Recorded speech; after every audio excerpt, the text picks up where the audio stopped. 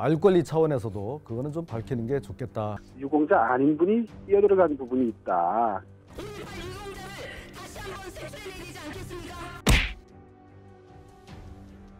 지금부터 그 노림수가 뭔지 알려드리겠습니다.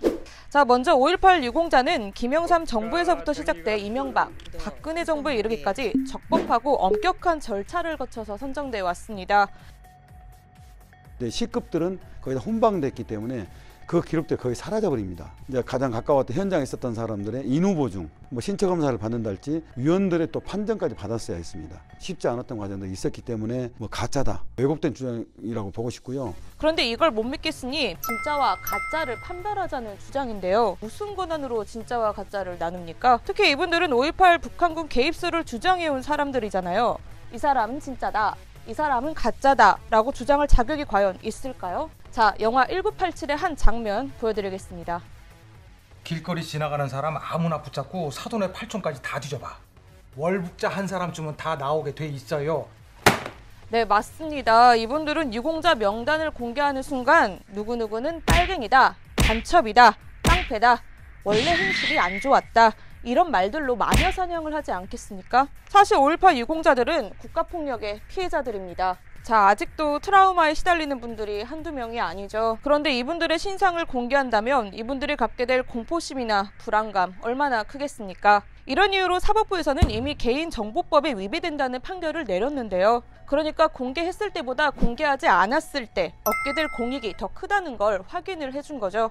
게다가 정 궁금하면 5.18 기념재단, 5.18 국립묘지 등 곳곳에 유공자 명단이 공개돼 있습니다. 생년월일까지 나와 있으니까 확인하시면 되고요. 자, 진심으로 5.18 민중항쟁 유공자들의 명예를 지켜주고 싶다면 발포 명령자부터 밝히자고 해야 합니다. 그리고 자꾸 보상이 많다, 귀족 대우를 받고 있다고 이야기를 하는데 계엄군 70여 명이 지난 연말까지 받은 보상금과 연금은 164억 2,300만 원이 넘습니다. 1인당 2억 2,400만 원 넘게 받은 거예요.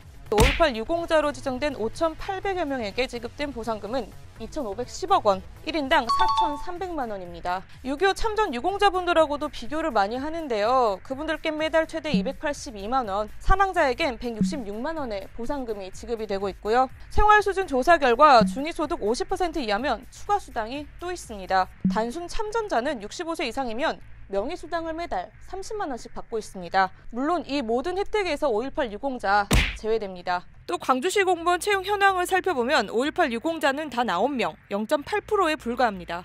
전체 공무원 중 가점을 받아 취업한 사람은 2017년 기준 누적 391명으로 전체 수혜자의 1.2%에 불과합니다. 자, 마지막으로 일부 유튜버들의 이야기 한번 들어보시겠습니다. 5.18 가짜 유공자 명단과 공적 조사를 사실 이들이 먼저 주장한 걸 정치인들이 확대 재생산한 꼴인데요. 단순히 전당대회에서 구구 세력을 결집시키기 위한 노이즈 마케팅으로 치부하고 끝낼 게 아니라는 거죠. 여러 차례 민주화운동이 있었는데 유독 5.18 민중항쟁에만 흠집내기를 하고 있는 이유를 생각을 해봐야 할 것 같습니다. 80년 5월 당시 광주의 상황이 비교적 상세하게 전달됐던 프랑스에서는 현지 시민들이 광주 사람들은 소수민족이냐, 이교도냐 물었다고 합니다. 자, 지금도 마찬가지입니다. 5.18을 폄훼하는 콘텐츠에는 반드시 지역 비하 발언들이 따라옵니다. 그러니까 지금의 이 문제는 지역 차별과도 연결돼 있다는 거죠. 이를 간파한 정치인들이 다시 지역주의를 자극해 호남을 고립시키려는 작태를 보이고 있다고 할 수 있습니다. 훨씬 더 일상적 민주주의가 확장돼 가고 있단 말이죠. 그 속에 반공 이데올로기랄지 빨갱이 낙인이랄지 설 자리가 없는 거예요. 남은 것이 뭐냐면 지역주의란 말이죠. 혐오적 지역주의인데 5.18을 그 타겟으로 제물로 삼은 거죠. 다시 말하면 자기들 생존 전략이에요. 그런 점에서 여당 정치인들, 특히 호남 정치인들이 정신 차려야 합니다. 구조적으로 이 문제를 해결할 실질적인 방안을 고민하고 내놓아야 한다는 얘기죠. 매번 대응 방식이 안일하다 보니까 이를 지켜보는 시민들은 식상하다고 말하는 겁니다. 또 하나는 거대 담론에만 매몰되지 말고 당시의 팩트 하나하나를 체크할 5.18 연구자를 더 많이 양성을 해서 구체적이고 객관적으로 반박해야 할 시점이라고 생각합니다. 5.18 유공자 논란, 한마디로 구구 세력의 큰 그림 그리기의 일환으로 보여집니다. 저희도 일회성 보도에 그치지 않고 끈질기게 지독하게 가짜뉴스를 반박해 나가겠습니다.